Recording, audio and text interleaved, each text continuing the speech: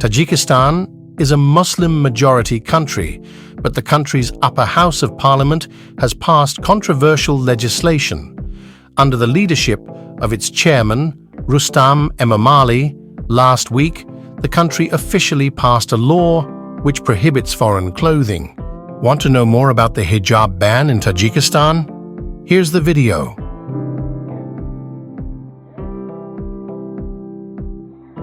Tajikistan targeting the hijab and other traditional Islamic clothing, which entered Tajikistan from the Middle East.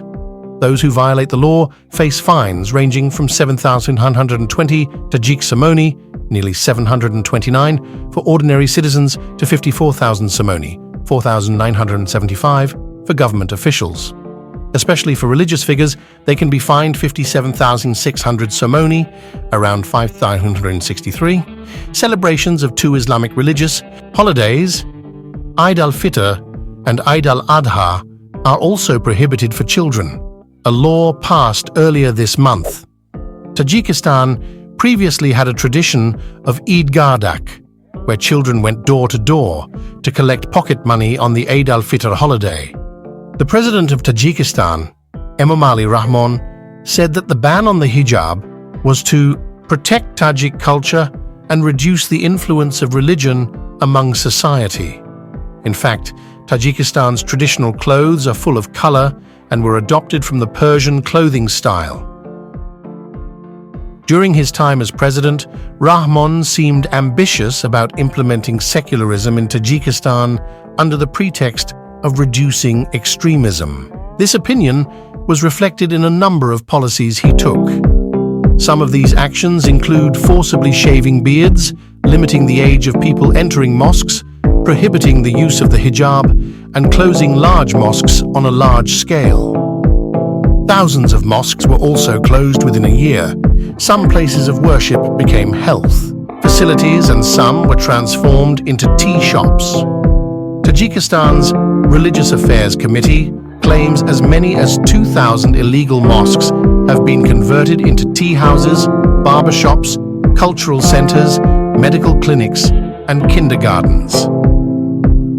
Every year, hundreds of Islamic places of worship that are not registered there are forcibly closed. Under Tajikistan law, although responsibility for building a mosque rests with the community, ultimate control over the building and what happens inside it rests with the government. This prohibition, based on the reasons of protecting national cultural values and preventing extremism and superstition, the government of Tajikistan requires women to wear national clothing.